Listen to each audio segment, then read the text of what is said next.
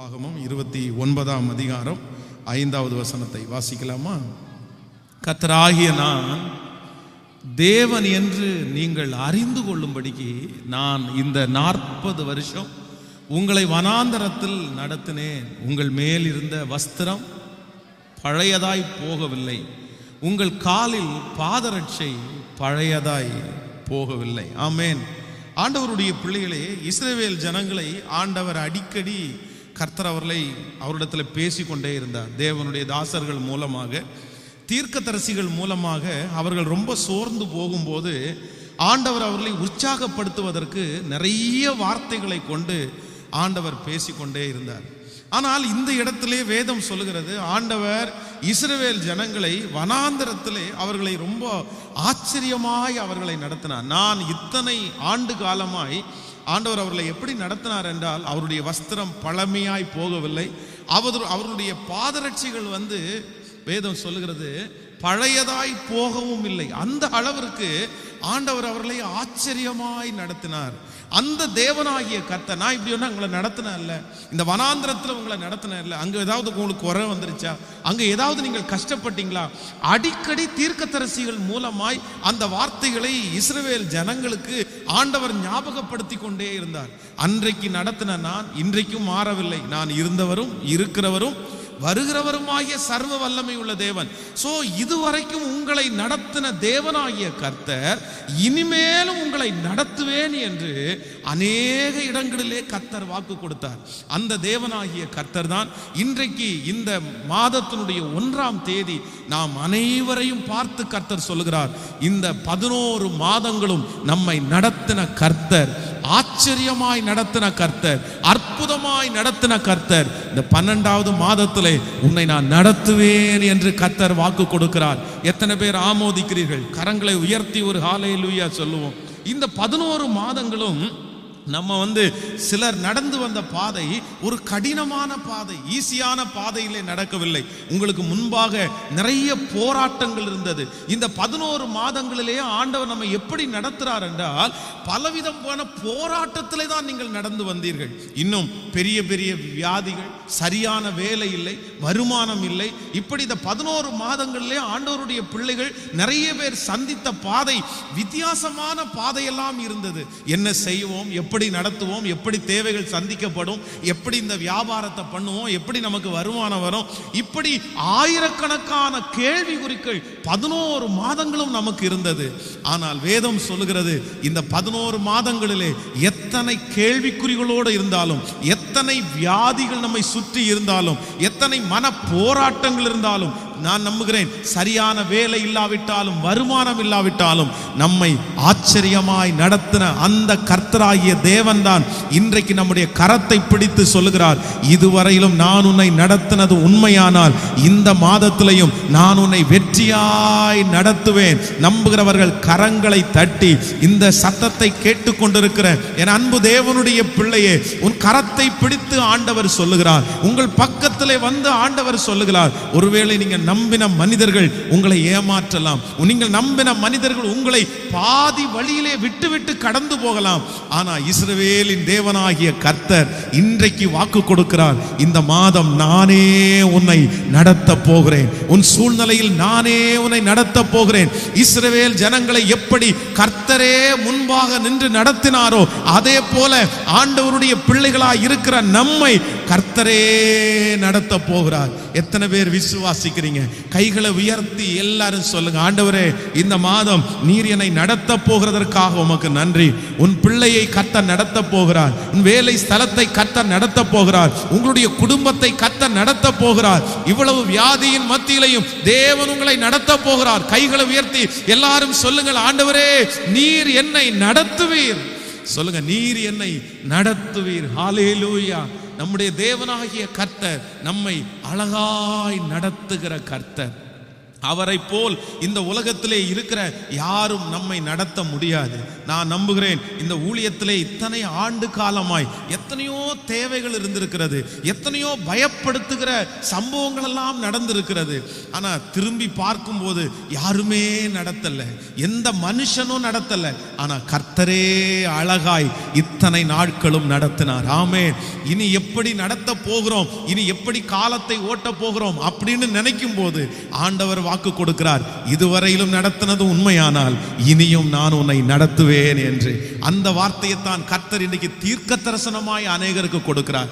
இதுவரையிலும் நடத்தினது உண்மையானால் இனியும் நடத்துவதற்கு என் கர்த்தர் வல்லமை உள்ள தேவனாய் இருக்கிறார். ஆமென். நான் இந்த வசனத்தை தியானித்துக் கொண்டிருக்கும் போது ஆண்டவர் பலவிதமான மனிதர்களை வேதத்திலே வித்தியாசமாய் ஆண்டவர் நடத்தி இருக்கிறார். ஆனால் என்னுடைய இருதயத்திலே ஆண்டவர் எப்படியெல்லாம் ஒரு தேவனுடைய பிள்ளையை நடத்துகிறார் என்கிறதை குறித்து நான் யோசிக்கும் போது ஒரு 3 காரியத்தை ஆண்டவர் என்னுடைய இருதயத்திலே வைத்தார். அந்த காரியத்தை நம்ம தியானிக்க போகிறோம். நம்பர் 1, முதலாவதாக ஒரு வசனத்தை வாசிக்கலாம். எரேமியாவின் தீர்க்க தரிசன புஸ்தகம் 2ஆம் அதிகாரத்திலே 5வது வசனத்தை நம்ம யாராவது ஒருத்தர் வாசிக்க போகிறோம்.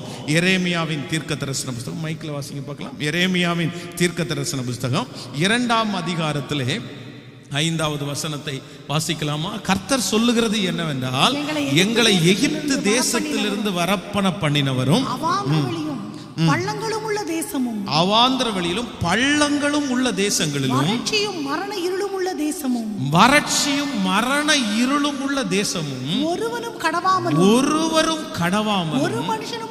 ஒரு மனுஷனும் குடியிராமலும் இருக்கிற தேசமான வனாந்தரத்திலே எங்களை நடத்தினவருமான கர்த்தர். ஹல்லேலூயா. கர்த்தருடைய பிள்ளைகளே, இந்த வசனம் ரொம்ப அழகாய் ரொம்ப ஆச்சரியமா இருக்கிறது.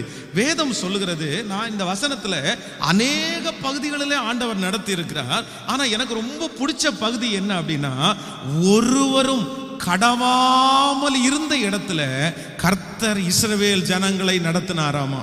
ஆமென் சொல்லுங்கள். ஒருவரும் கடக்க முடியாத இடம், யாருமே அந்த இடத்திலே கடந்ததில்லை, யாருமே அந்த பகுதியை, அந்த காரியத்தை, அந்த செங்கடலை தாண்டினதே இல்லை. இதுவரைக்கும் எத்தனையோ ராஜாக்கள் எழும்பி இருக்கிறார்கள், பெரிய பெரிய பராக்கிரமசாலிகள் வந்திருக்கிறார்கள். ஆனால் அவர்கள் எல்லாரும் பெரிய பெரிய பாதைகளை கடந்திருக்கிறார்கள். ஆனால் இஸ்ரவேல் ஜனங்கள் கடந்த பாதை என்ன அப்படின்னா, இதுவரையிலையும் ஒருவரும் கடக்காத பாதையிலே ஆண்டவர் அவர்களை கிருபையாய் வழி நடத்தினார். இன்றைக்கு ஆண்டவர் இந்த மாதத்தினுடைய முதலாவது நம்மிடத்தில் என்ன பேசுகிறார் என்றால், இந்த மாதம் நான் உன்னை நடத்துவேன். எப்படி நடத்துவேன் என்றால், இதுவரையிலும் யாரும் கடந்திராத ஒரு பாதையிலே நான் உங்களை ஆச்சரியமாய் நடத்துவேன் என்று கர்த்தர் வாக்கு கொடுக்கிறார். கைகளை உயர்த்தி ஒரு ஹல்லேலூயா சொல்லலாம். இந்த சத்தத்தை கேட்கிற அன்பு தேவனுடைய பிள்ளைகளே, நீங்கள் நினைக்கலாம், பாஸ்டர் நான் இப்பொழுது கடந்து போகிற பாதை இதுக்கு முன்பாக யாருமே கடந்து போகாத பாதை, என் தகப்பனார் இப்படிப்பட்ட பாதையில கடந்து போகல, என் குடும்பத்தில் இருக்கிற நபர்கள் இப்படிப்பட்ட பாதையில கடந்து போகல. ஆண்டவர் என்னை ஒரு புதுமையான பாதையிலே நடத்துகிறார். ஒரு புதுமையான ஒரு பிரச்சனையை நான் கடக்க வேண்டியது இருக்கிறது. என் வாழ்க்கையில இதுவரைக்கும் இப்படிப்பட்ட காரியத்தை நான் பார்த்ததில்லை, இப்படிப்பட்ட சூழ்நிலைக்குள்ள போனதில்லை. ஆனால் இந்த மாதம் எனக்கு முன்பாக வைக்கப்பட்டிருக்கிற சவால் இதுவரையிலும் நான் கடந்திராத சவால், இதுவரையிலும் ஒருவரும் கடந்திராத சவால். யாருக்காவது இப்படி வந்திருக்கான்னு எனக்கு தெரியல பாஸ்டர், இந்த பிரச்சனையில யாராவது போயிருக்காங்களா எனக்கு தெரியல, இந்த மன போராட்டம் அவர்களுக்கு இருந்திருக்குதா எனக்கு தெரியல. ஆனா நான் படக்கிற பாதை புதிதான பாதை. அப்படி ஒருவேளை யாராவது ஒருத்தர் இந்த பாதையில கடந்திருக்கிறார்களா அப்படின்னு நான் கேள்விப்பட்ட, அவங்க சொல்றாங்க, ஐயோ இந்த பாதையை கடக்க முடியாது, இந்த பாதையை கடந்தவங்க நிறைய பேர் தோற்று போனாங்க, ஒருத்தர் கூட இந்த காரியத்தில் வெற்றி அடையல, ஒருத்தர் கூட இந்த வியாதியில வெற்றி அடையல. ஆனால் தேவனாகிய கர்த்தர் இன்றைக்கு நம்மை பார்த்து சொல்லுகிறார், நான் உன்னை இந்த மாதம் நடத்த போகிறேன். ஒருவரும் கடந்திராத அந்த பாதையிலே கர்த்தர் உங்களுடைய கரத்தை பிடித்து நடத்துவேன். நீ அந்த பாதையை கடப்பாய், நீ அந்த சூழ்நிலையை கடப்பாய், நீ அந்த செங்கடலை கடப்பாய். ஓ ஹல்லேலூயா. உங்களுக்குள்ளே இருக்கிற அந்த பெரிய ஆண்டவர் நமக்கு வாக்கு கொடுக்கிறார், ஒருவரும் கடந்திராத பாதையை நான் உன்னை கடக்க பண்ணுவேன் என்று கர்த்தர் வாக்கு கொடுக்கிறார். ஹல்லேலூயா. கைகளை அசைத்து ஒரு ஹalleluya சொல்லலாம். எத்தனை பேர் அந்த பாதையிலே போய் கடக்க முடியாமல் திரும்பி வந்தாலும், எத்தனை பேர் அந்த பாதையிலே கடக்க முடியாமல் அமிழ்ந்து போனாலும், உங்களையும் என்னையும் நடத்துகிற ஆவியானவர் வாக்கு கொடுக்கிறார், நான் உன்னை புதிய விதமாய் நடத்துவேன்.